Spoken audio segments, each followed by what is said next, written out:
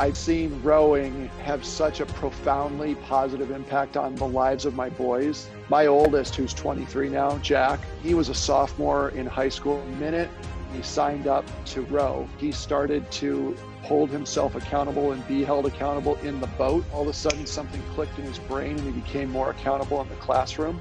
You circle the date like when he started to row, and he pretty much rowed every day from that moment through the rest of high school, through the rest of college.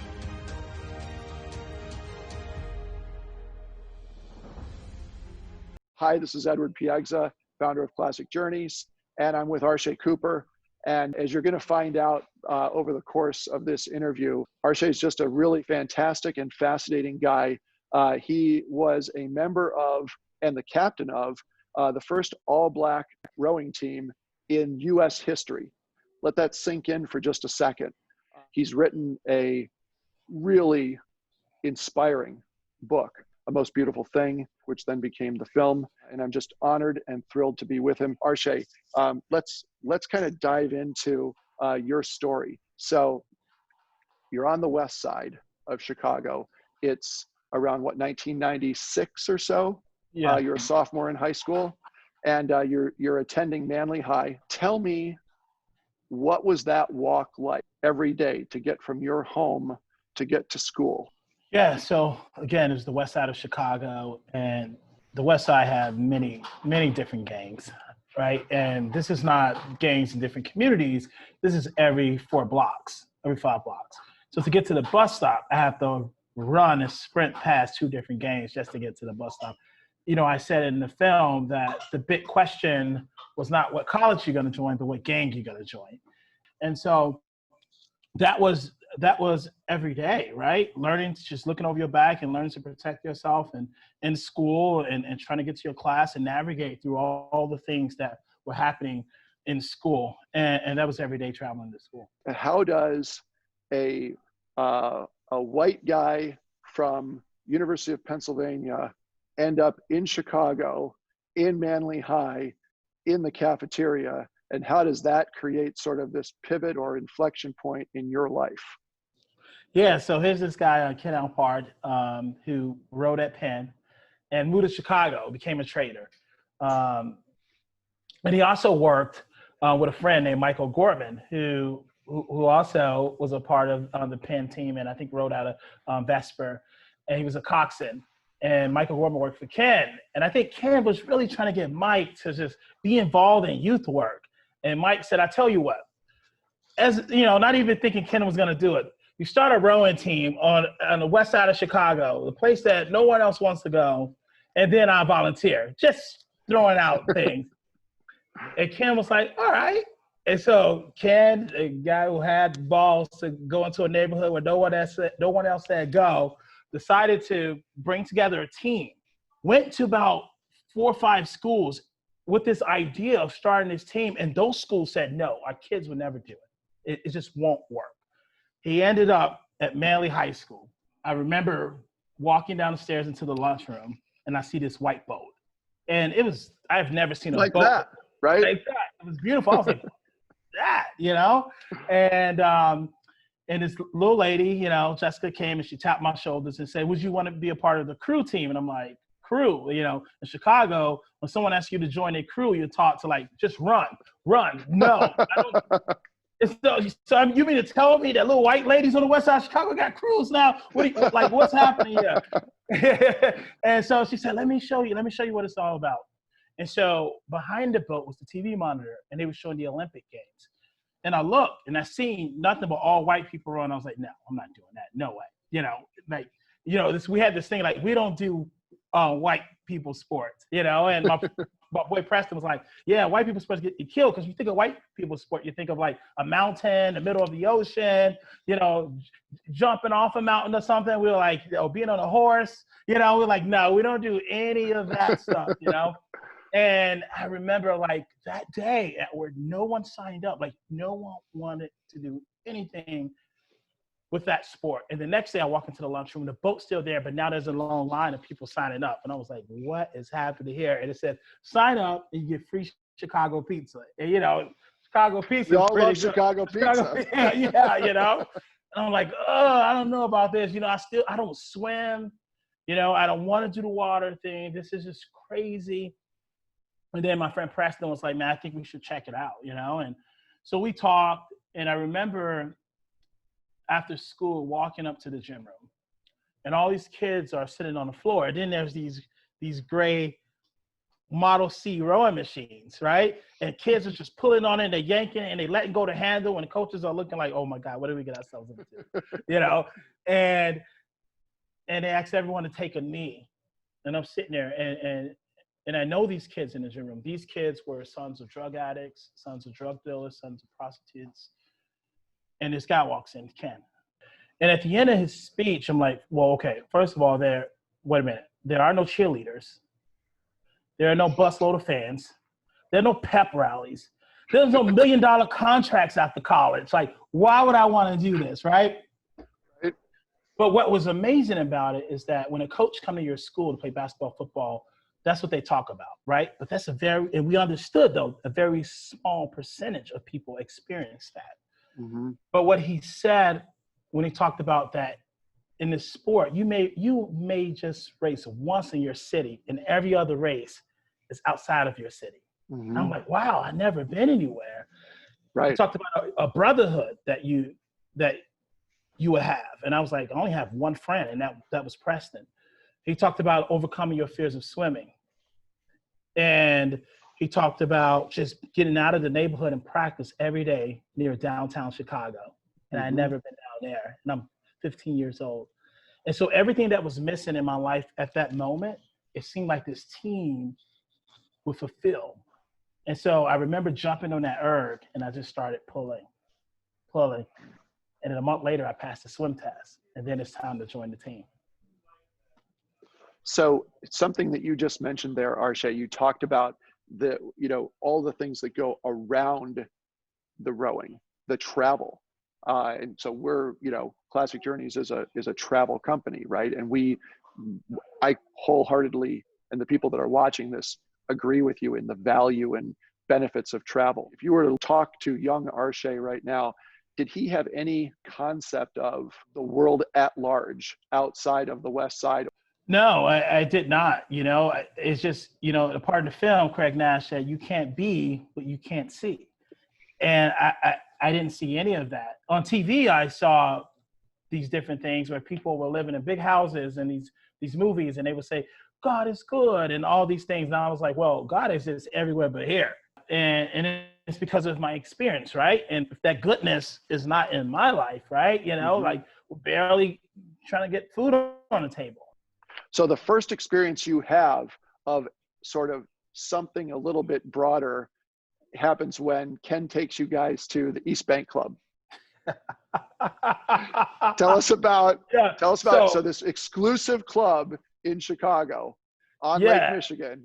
Talk about that first experience, seeing something outside of the West Side. Yeah, so we go to the East Bank Club, and he explained that this is where Oprah works out at, some of the NBA players, the Harlem Globetrotters, like all these rich, famous people. And we go, and it's like huge, it's swanky, and people are walking in with their suits, right? And then and then putting on their outfits. There's a restaurant in there, and it's like a garden inside a gym. I'm like, this is crazy. And so, and so Kim was like, we're here to erg. We're here to work out. And he was like, all right, just meet me in the erg room. And we was like, okay. And we didn't see him. We did not make it to the erg room. We were just walking around. We was running the tracks. We were, there was the basketball court was like beautiful. The floor was glossy, and we were just hanging out. We were just enjoying the moment. And then there was the lounge. I'm like, first of all, we're like, this is not a lounge. This is a bathroom. And there's a TV in the bathroom. There's like couches. So that ends up being a little bit of a launching pad. After you guys do that, now you start to get in the boats. You go down to the reservoir in Lincoln Park, and you start to row, and you have to face all these fears: water, guys from different rival gangs, different parts of the neighborhood, fear of failure, and I'm not going to be able to do this. Yeah, I think, once we got down there, I was nervous, but I was ready, and I was nervous. And then just seeing these, like, all these different boats, these fleet of boats in the boathouse, and these oars. And And, you know, and it was intimidating because there was 3 different private schools who rode out at the boathouse, and they were like tall and lean and just carried the boat so perfect. And we're like, gosh, like we don't even know what we're doing, you know? And that had us nervous a little bit. And then you had the guys who, they all had goggles. So, you know, one of the guys had goggles on top of his head because it's like, if I go down, you know, I have my goggles, right? And it was, I almost wore like a style. And I remember, you know, we're learning the rules of how to pick up the boat, how to carry the boat, right? How to take the boat and put it over our heads, right? How to break it down to waist, how to put it in the water. And we get it into the water. And everyone is nervous. And I said to the guys, like, hey, we deal with gunshots all day long. Why are you nervous to get on the boat? You know, and they're like, yo, this is different, you know? And we get on the water the first time. No one moved. Like, even one of the guys started crying. He was like, this is not happening. And I remember they pulled us back in, and I just felt like, gosh, we disappointed them. And we had to have a motivational talk about what we experienced when we get out in the water. And we've been on the tanks before, you know, we've been on the tanks. So we kind of know a little bit what we should do. And then we go out the second time, and we're out in the water. And right away, because we all had to be tough guys, we saw fear in each other. We were like, okay, you're human, I'm human, right? And then survival mode kicks in. We know about being like how to survive. And what that tells you is like, okay, to get back to this dock safely, we must pull for each other. And we must follow each other and kind of somehow get over that fear and listen to get back safely. And so we're listening. And what the coxswain would tell you, or the coach would tell you, is sit tall, breathe, bow pair, take some strokes, right? And we're there, and we're balancing the boat. And then the next pair adds in, and that's when I saw us moving towards the John Hancock building. And it was just beautiful, man. The water was like glass, and the sound of the blades hitting the water, and seeing the guys just follow each other, right? And that magical rhythm that we felt was something that we wanted to feel every day. And so more and more as we continue to practice, right, and get out there, you notice while you're in this place that there are no police sirens, there are no broken street glass, there's no bullying, there's no asking to be jumped in a game. And it became this rhythm, and us moving together became meditative, right? There's some people who meditate 30 minutes a day and it changes their life. To be out there an hour and a half to 2 hours. And the goal right away wasn't to be competitive. It wasn't to be like, it's going to be a fast boat. They wanted us to experience that meditation, to see that downtown view. We all individually were leaders, but they took all these leaders and made us followers, and we learned to follow each other, right? And one of the things I always say is that the lesson that I use right now in my life is that we understood, right, to move forward, that you can't do the work with 8 people, but you need 8 people to do the work, and you get there much faster. And that Spot on. That was powerful. And then we began to download Serenity, and it was just magical. And it's not only just meditative, you're suffering. It's labor out there, right? And your hands are hurting, your back is hurting.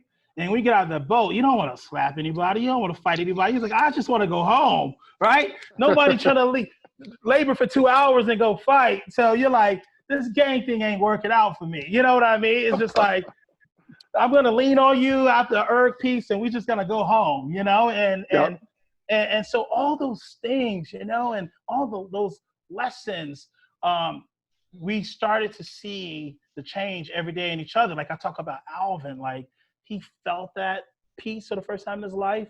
And it's been 2 months since he haven't even hanged out with the gang anymore. And so that was that first experience of building a brotherhood in the boat during those practices.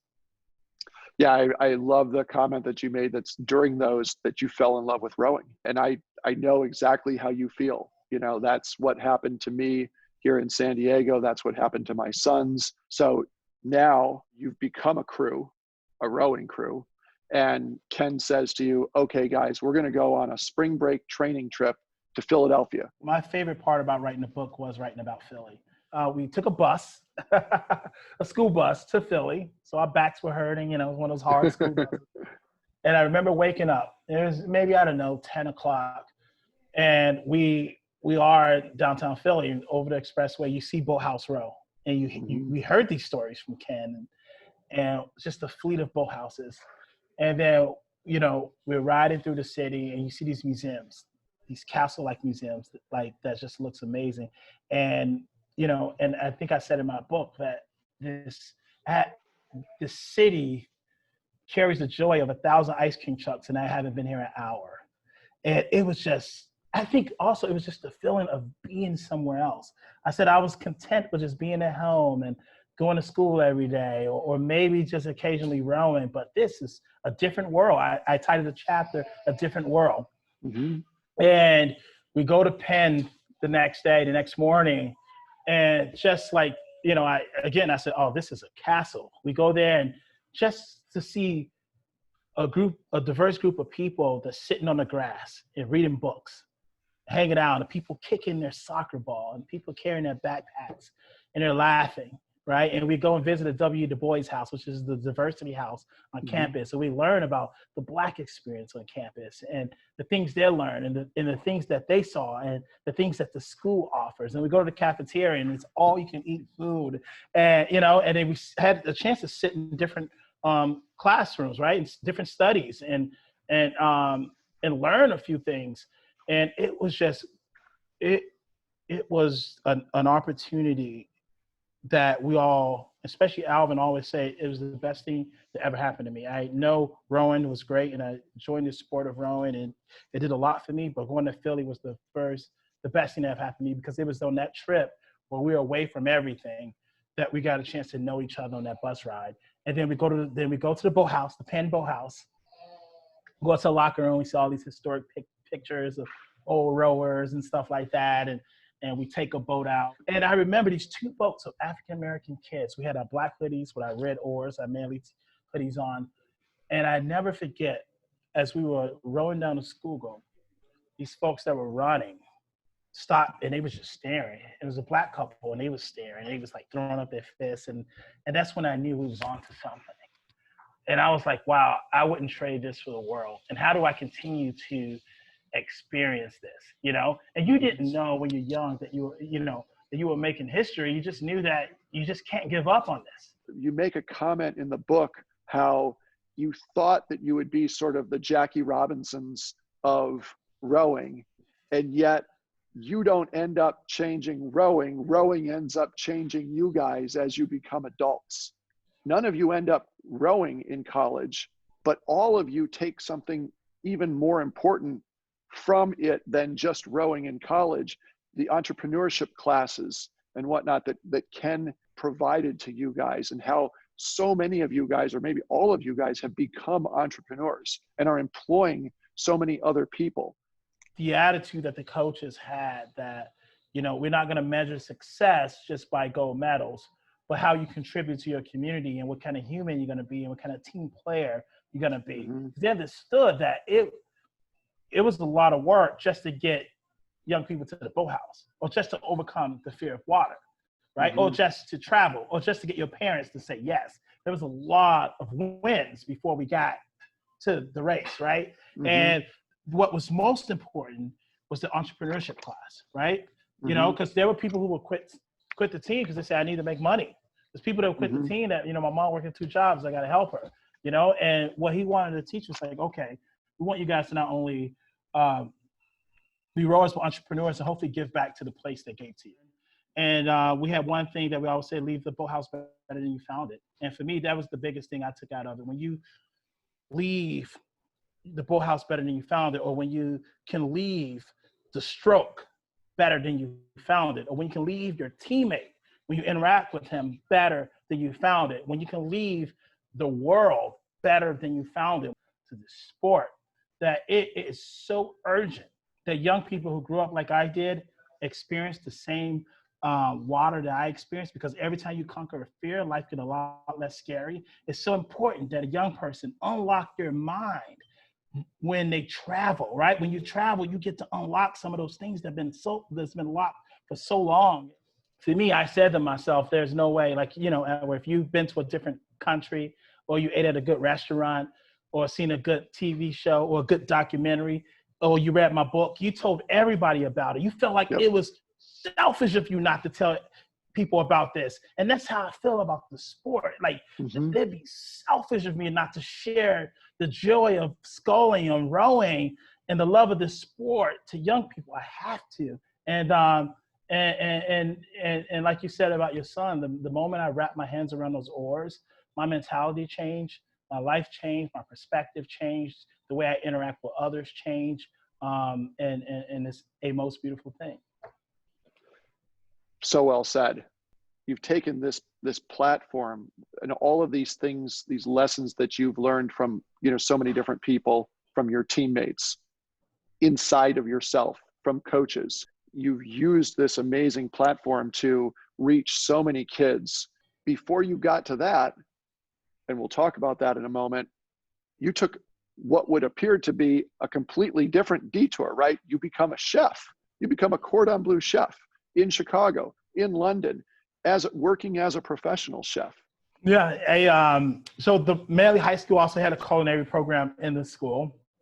So that's why, I actually joined it because I just wanted food to eat, right? And so I was like, and then, my culinary instructor was like, you got a real talent, and so I fell in love with cooking. And I actually interned every Friday for free during my high school years at the Hilton O'Hare Hotel. And, I did it for free because I love cooking. And when I wasn't doing the sport, I was cooking. And so the year I graduated, I go to AmeriCorps for a year because I wanted to give back. And I go to Le Cordon Bleu. And I was like, man, I was an entrepreneur, so I wanted to make money. So what I did was I go to Le Cordon Bleu, the best culinary school in Chicago. And I knew I wanted to go to London, but I had to pay for it. So, and entrepreneurship taught us about critical thinking and thinking ahead and how to get there. And so I start cooking. I was like, where's the wealthiest neighborhood in Chicago? I want to work at that Starbucks. So I'm in cooking school. I go to that Starbucks because everyone loves their coffee, right? You get all these rich people. So I start interacting with like these dentists and doctors and all the men's but I was like, okay, I want to cater, but I need some credibility. So I go to Blackbird, which is critically acclaimed restaurant in Chicago, and talk to Chef Paul Kahn, and I was like, I want to work for free. And he was like, oh, of course, So I made these business cards, and when people come to Starbucks, I would put the card in the sleeves of their cup, and it was like, I cater, and it was like, you cook? I was like, yeah, I go to Le Cordon Bleu and I work at Blackbird. You work at Blackbird? Yeah, I work at Blackbird. He said I was working for free, but yeah, I work Doesn't at Blackbird. matter. You work at Blackbird. Yeah, I'm working at Blackbird. Even though I was chopping carrots for a long time, I work at Blackbird. That's right. So I started making money and I started hiring people at school to cater these parties. Stacks of money. Was able to go to the Le Cordon Bleu in England, right? I learned it. Learned a lot there. And that's why I always tell young people what you do with your time right now, what you even do in the time of COVID, what you do on that boat, how you treat the person next to you, the way you pull your stroke, the way you talk to your coach matters. Older son, Jack, he wrote at Cornell under Chris Kerber. Chris Kerber always talks about control the controllables. It's one of my most favorite things that he says. And when you're describing this, what you do now matters, in the boat with your teammates, with your choices. It's like you're embodying control the controllables. What does that mean when you're talking to your students and rowers and young people now? Yeah. I think obviously the young people I work with, there's a lot of things that they can't control. Right. They can't control. And there's a lot of things that don't necessarily come and fall on their laps. But I said to myself as a young person, and I always tell young people this, I don't have a father at home, so I'm going to find a coach. And I'm going to show up at his house every weekend if I can, like I did Ken. Okay, all right, my brothers are in gangs and I can't hang out with them, so I'm going to join a team. right? And I find that brotherhood. There's no food at home, but I know these community center and these churches have it. Even if it's embarrassing, I'm gonna go. So I had to. Those were the things I was able to control. What the school can offer. If you write this essay. It's a long essay, but you get to go on this trip if you do it. Okay, I can control that. And so those are things that kind of got me where I need to be. The things I could control, even though it had these things that's weighing me down. But there were those options that didn't fall in my lap, but I had to just walk around the corner to get it. And so those are the things the lessons that I teach to young people. And I never use it in that way, control the controllables, but I love that. Arshay, something that is, I think, consistent throughout your life that we've seen in both the book and in the film is your ability to bring disparate groups of people together, whether it was when you were in the boat and you were helping guys who became your friends and teammates, but who at the time were neither your friends or not even sure they were going to stay your teammates and were from different rival gangs and whatnot. You were able to bring them together. And then you've been able to bring terrific, diverse groups of people together in rowing as kids are growing up. And then as we see in the film, you're sitting there now as a 38-year-old adult male, and you've got your group of friends together and teammates for a reunion row in Chicago at the sprints. And you realize that, you know what, when the police are in the West Side neighborhood, we don't know them and they don't know us. And it doesn't make any sense, right? Because they can't do their job well if they don't know the people, and you can't feel comfortable with them being there unless you know them. And so you reach out and you invite white Chicago Police Department officers to come and to learn to row with you guys. And then they do that, and they end up coming back with their kids. If rowing can bring together a group of guys who didn't like each other, right? I mean, it was no hope of getting that group to move together. You know what I mean? There were fights in the beginning. And if the sport can change that, maybe it can do the same for our community in the police department. And it's this simple statement, right? It takes a village to raise a child. And it can't be everyone except them. You know what I mean? And I was like, they need to know our names, right? You come in this community, you work 8 hours a day. You know, as a teacher, you always forget some of your students, but as a student, you never forget your teacher. And we were able to be the teachers. And, you know, but I know if I can just tell someone to come and row, they'll do it because sports unites people. And once we get them out, then we'll have a conversation, right? Let's just come for a row. And they came for a row, and you saw it was, you know, we got on the erg, and we, you know, got that, you know, got some competition and some competing in. And then I gave these lessons. The same lessons that we talked about was the same lessons that I taught while they were rowing together, our guys and the cops, right? To go anywhere in a boat, to go anywhere in life, we must move together. What is that goal, right? And how do we accomplish that goal, right? It's going to be rocky at first. It's going to be shaky at first. It's going to be awkward. There's going to be fear. You're going to worry how people look at you, what people are going to think, right? But if we can just lock in for a moment and learn to pull for each other, and when we do that, we allow the magic to work. Just let the magic do its job. And it should be really underscored here for everybody that's watching this. Everything that Arshay is talking about with this reunion and with rowing with the cops took place a year ago. So way before everything that happened this spring and this summer, Arshay was looking for and finding ways to bring people together. It's been a common theme throughout your life. So you mentioned like you didn't have a dad at home. But you have a baby daughter, Sasha, who in October will turn 1, and she's got, you know, amazing parents at home. She's growing up significantly differently that in the circumstance than what you grew up. What are your aspirations for Sasha? Well, I'm going to be very clear. She's rowing at Penn, and if she decides she don't want to, she would have to find food elsewhere. That's great. the way it is. See, that's where as dads we control the controllables, right? So we just say, hey, this is where you're going to go. Yeah, this is where you go. You're rowing at Penn. You know, I was telling my wife, I was like, the way I look at life now is like a village for Sasha, right? How do I create this village for Sasha? And that village is, giving her an opportunity to be her and not be a female rower, but a rower, and to be strong as possible, to interact with people who look like her, who don't look like her, and create this beloved community that Dr. King always wanted, right? When you watch the documentary, you see that there was a disconnect between different communities. And I spent my life trying to figure out how can I fix that. That's what I envision for Sasha, but mainly, that she just have a good family, good friends, and hopefully, come just be a rower. I think that's a great vision for her. I know you interviewing me, but I have to ask a question. From, your whole family saw the film, right? Mm-hmm. So from your son's point of view, collegiate rowers, what did they think of the film? They thought it was amazing. They thought the cinematography was awesome.